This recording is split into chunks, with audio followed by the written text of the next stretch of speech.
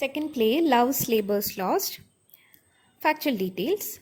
Adaptations, that is, plays which were inspired from Love's Labour's Lost. One is Tennyson's The Princess. Second is Thomas Mann's Dr. Faustus. Not the point, it is Thomas Mann's Dr. Faustus, not Christopher Marlowe's Dr. Faustus. Now, in Thomas Mann's Dr. Faustus, there is an opera which is believed to have inspired from Love's Labour's Lost. And next point is Harold Bloom commented about Love's Labour's Lost as it is Shakespeare's first absolute achievement. Next point, the play Love's Labour's Lost has got many things in common to Shakespeare's Midsummer Night's Dream. ഇനി ഒരു point ഉണ്ട്, nine വേർത്തീസ് എന്നുള്ളൊരു point in between the story പറയുന്നതാണ്.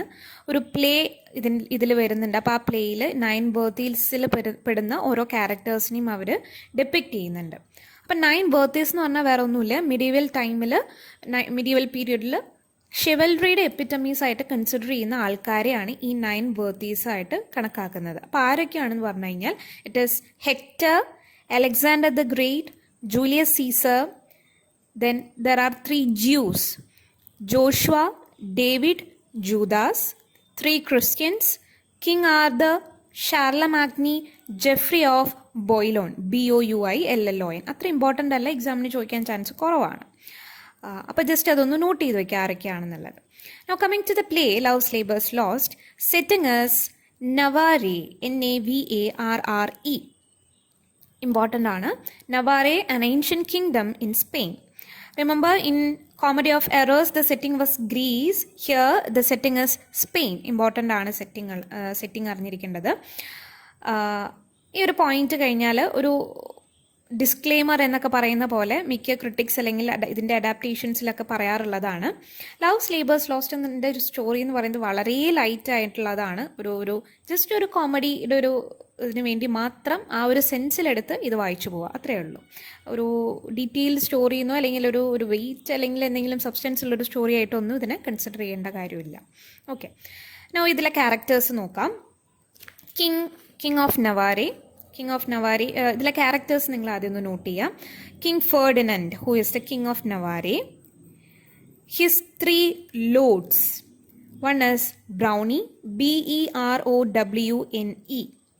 Second Lord Longville. Third Lord Dumaine, Dumaine. There is a knight, Adriano Armado.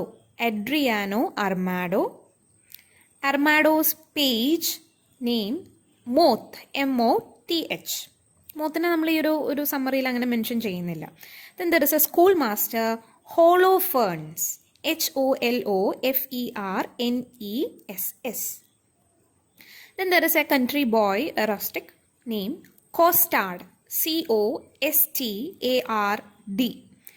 Then there is a maid, Jaquenetta, Jaquenetta. Princess of France. അവരുടെ കൂടെ വരുന്ന 3 ലേഡീസാണ്. റോസലിൻ, ഈ റോസലിന് ബ്രൗണിയുടെ നേരെ മാർക്ക് ചെയ്യാം. Then Maria along with Longaville. Katharine along with Dumaine. ഇത്രയാണ് characters. ഈ പറഞ്ഞ ക്യാരക്ടേഴ്സിൽ ഏകദേശം നിങ്ങൾ ഓർത്ത് വെക്കേണ്ടത് brownie,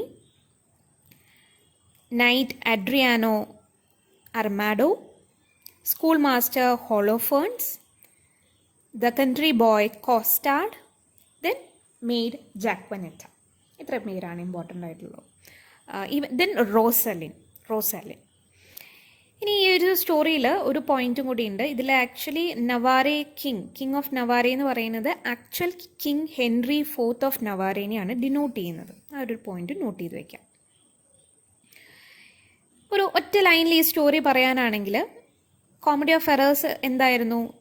2 brothers who are separated, they are reuniting. ഈ ഒരു തീമിനെ ബേസ് ചെയ്തിട്ടാണ്. ഇതിൽ ഈ ഒരു king of Navarre along with his 3 lords, they were completely against worldly pleasures, especially women. പിന്നീട് they themselves fall in love. അവർ അവരുടെ പാർട്ട്നേഴ്സിന് വേണ്ടി ഈവൻ മാരേജ് റിലേറ്റഡ് ആയിട്ട് അതിന് വേണ്ടി വെയിറ്റ് ചെയ്യാൻ വരെ 1 ഇയർ വെയിറ്റ് ചെയ്തിരിക്കാം എന്നുള്ളൊരു സിറ്റുവേഷനിൽ എത്തി നിൽക്കുന്നു. കംപ്ലീറ്റ് ആയിട്ട് എഗൻസ്റ്റ് ആയിരുന്നവർ ലാസ്റ്റ് ഇങ്ങനെ എത്തിയിരുന്നു. ഇതാണ് ഈ ഒരു സ്റ്റോറി ഒരു ലൈനിൽ പറയാനാണെങ്കിൽ. ഡീറ്റെയിൽഡ് ആയിട്ട് നോക്കാം.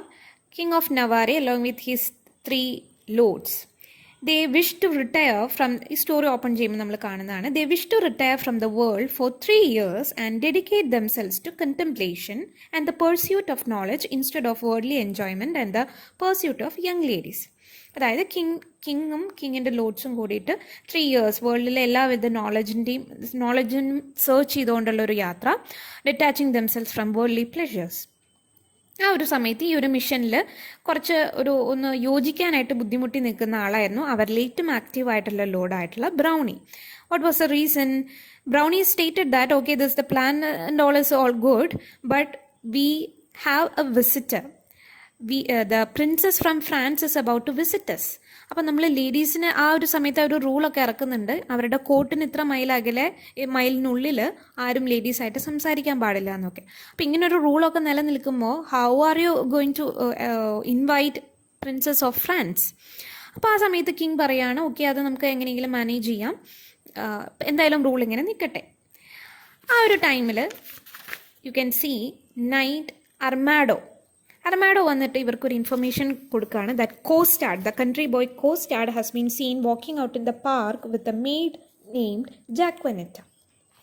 കോസ്റ്റാർഡ് വാസ് ടോക്കിംഗ് വിത്ത് ജാക്വനെറ്റ. അപ്പോൾ എന്താണ്, ഇവർ ഓൾറെഡി പറഞ്ഞിട്ടുണ്ടായിരുന്നു ഇതൊന്നും പാടില്ല എന്നുള്ളത്. സോ അതുകൊണ്ട് തന്നെ കോസ്റ്റാർഡിനെ ഇവരെ സെൻറ്റൻസ് ചെയ്യുകയാണ്. എന്തുകൊണ്ടാണ് നൈറ്റ് അർമാഡോ ഈ ഒരു ഇൻഫർമേഷൻ ഇവരുടെ അടുത്ത് പാസ് ചെയ്യുന്നത്? The reason was night Armado was very sad. One day he was sitting in a park and at that time he found Costard walking with Jacquinetta. ഇപ്പോൾ ഈ പറഞ്ഞ് ഇത്രയും ഒരു മാറ്റർ പറയാൻ വേണ്ടിയിട്ട് അർമാഡോ യൂസ് ചെയ്യുന്നത് വളരെ ഫ്ലവറി ആയിട്ടുള്ള പൊയറ്റിക് ആയിട്ടുള്ള ലാംഗ്വേജ് ആണ്.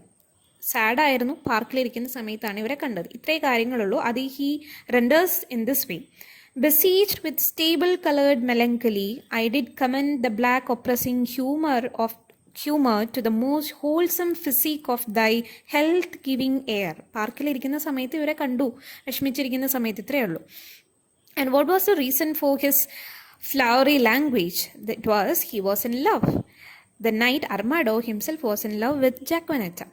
അപ്പോൾ ഈ ഒരു ഹോൾ പ്ലേ എടുത്തു കഴിഞ്ഞാൽ ഒരു തീമായിട്ട് നമുക്ക് കണക്കാക്കാം reality and fantasy. Reality and fantasy എങ്ങനെയാണ് ഡെപ്പിക്റ്റ് ചെയ്യുന്നത്? ലവിലായിരിക്കുന്ന സമയത്ത് എങ്ങനെയാണ് ഒരാളുടെ ലാംഗ്വേജ് മാറുന്നത്, എങ്ങനെയാണ് one is able to write sonnets എന്നുള്ളതൊക്കെ നമ്മൾ ഇതിലൂടെ കാണാം. അപ്പോൾ ഇതിൽ knight Armado was in love, അതുകൊണ്ടാണ് അദ്ദേഹത്തിൻ്റെ ഒരു ലാംഗ്വേജ് സ്റ്റൈലൊക്കെ ഇങ്ങനെയായിരുന്നത്. അപ്പോൾ ഇതൊരു സിറ്റുവേഷൻ. നെക്സ്റ്റ് സിറ്റുവേഷനിൽ നമ്മൾ കാണുന്നതാണ് princess from France arrives along with 3 ladies. നമ്മൾ ഓൾറെഡി മെൻഷൻ ചെയ്ത റോസലിൻ, മരിയ, കാത്തറിൻ. ഓൾറെഡി പ്രിൻസും അവരുടെ കിങ്ങും അവരുടെ ലോഡ്സും തീരുമാനിച്ചിരുന്നു അല്ലേ, കോർട്ടിന് ഇത്ര ദൂരത്തിൽ ലേഡീസിനെ പ്രവേശിപ്പിക്കരുതെന്ന്. അതുകൊണ്ട് തന്നെ ഇവരെ സെപ്പറേറ്റ് സ്ഥലത്താണ് പ്രവേശിപ്പിക്കുന്നത്. പക്ഷേ ഇവരുടെ അറൈവലിൽ തന്നെ ഇവരെ കണ്ട വഴിക്ക് തന്നെ ഓരോരുത്തരുമായിട്ട് ഇഷ്ടത്തിലാവാണ്. The king Ferdinand falls in love with the princess of France, Brownie with Rosalind, Longueville with Maria, Domaine with Catherine. ഈ ലേഡീസ് അറിയുന്നില്ല, ഇവർ അങ്ങോട്ടും ഇങ്ങോട്ടും ഓരോരുത്തരുമായിട്ട് ഇഷ്ടത്തിലാവാണ്. ഇനി ഈ ഒരു സമയത്ത് Berowne gives a letter to Costard. റോസലിനിലുള്ള ഒരു ലവ് ലെറ്റർ കോസ്റ്റാർഡിനെ ഏൽപ്പിക്കും. കോസ്റ്റാർഡിനെ ഓൾറെഡി അവർ സെൻറ്റൻസ് ചെയ്തേക്കാണ്, അപ്പോൾ he is made to work for them. So Berowne gives a letter for Rosaline to Costard. But Costard delivers the letter to Jacquinetta. ചുമ്മാ അത് അങ്ങോട്ടും ഇങ്ങോട്ടും മാറ്റി കൊടുക്കുക എന്നുള്ള ഉദ്ദേശത്തിൽ costed gives the letter to Jacquinetta. Jacquinetta, since she was uneducated, she goes to Holofernes, who is a schoolmaster, with the letter, and she asks what is written in that letter. Holofernes, on studying the letter, tells her that this letter is actually, by examining the language and all, it is found that the letter is written by Brownie, and I think it is not for you, it may be for Rosalind എന്ന് പറയുകയാണ് ചെയ്യുന്നത്. And ഈ ഒരു particular സിറ്റുവേഷനിൽ ആ ഒരു സമയത്തെ overall situation എങ്ങനെയായിരുന്നു എന്ന് പറഞ്ഞാൽ, ഓരോരുത്തരും, അതായത് കിങ്ങും ഈ 3 ലോഡ്സും അവരങ്ങോട്ടും ഇങ്ങോട്ടും പറയുന്നില്ല അവർക്ക് അവരിഷ്ടത്തിലാണെന്നുള്ളത്. ആരും അറിയാതെ അവരിങ്ങനെ ഓരോ സോണറ്റ്സും ലവ് ലെറ്റേഴ്സും ഒക്കെ എഴുതിക്കൊണ്ടിരിക്കുകയായിരുന്നു. അങ്ങനെ ഒരു ദിവസം ഫെർഡിനൻഡ് കണ്ടുപിടിക്കുകയാണ് ബ്രൗണി ഇങ്ങനെ ലെറ്റേഴ്സ് എഴുതുന്നുണ്ട് എന്നുള്ളത്. അപ്പോൾ ബ്രൗണി പറയും, ഞാൻ മാത്രമല്ല, ഞാനും കണ്ടുപിടിച്ചിട്ടുണ്ട്, that you are also writing sonnets. അങ്ങനെ ഇവർ അങ്ങോട്ടും ഇങ്ങോട്ടും മനസ്സിലാക്കും എല്ലാവർക്കും ഓരോ ലേഡീസിനോട് ഇഷ്ടമുണ്ട് എന്നുള്ളത്. അപ്പോൾ അവരവിടെ വെച്ചിട്ട് തീരുമാനിക്കുന്നതാണ് ഈ ഒരു പ്ലേയിലെ റാഷണാലിറ്റി അല്ലെങ്കിൽ റാഷണലൈസേഷൻ എന്നുള്ളൊരു തീം വരുന്ന ഒരു ഏരിയ ആണ്. The made an oath to spend 3 years in study and the best thing for any young man to study is a woman. So, the 4 of them decide that they will openly woo the young ladies of France and plan to present gifts and entertainments for their delights. അതായത് എന്തായാലും അവരപ്പോൾ പിന്നെ എന്തായാലും ഇഷ്ടത്തിലാണ്. അപ്പോൾ അവർ പറയുകയാണ്, നമ്മൾ ഏറ്റവും വലിയ അറിവുകൾ തേടിയാണല്ലോ 3 വർഷം വേൾഡ്ലി പ്ലഷേഴ്സ് എന്നൊക്കെ ഡിറ്റാച്ച് ചെയ്തിട്ട് പോകാമെന്ന് തീരുമാനിച്ചത്. സോ ഈ ലോകത്ത് ഏറ്റവും പഠിക്കാൻ പറ്റിയ ഒരു മാറ്റർ എന്ന് പറയുന്നത് it is ladies. So we will devote our time in studying them എന്ന് പറഞ്ഞ് അവർ തമ്മിലൊരു അണ്ടർസ്റ്റാൻഡിങ്ങിലെത്താണ്. ആൻഡ് പിന്നീട് അവിടെ നിന്ന് അങ്ങോട്ട് പല രീതിയിലും ഇവർ ലെറ്റേഴ്സ് എഴുതുന്നുണ്ട്, ഇവർ ഇംപ്രസ് ചെയ്യാനായിട്ട് ഓരോ കാര്യങ്ങൾ ചെയ്യുന്നുണ്ട്. വിച്ച് ഷോസ് മെസ്കുലിൻ ഡിസയേഴ്സ് ഒരു തീമാണ് അതിൽ.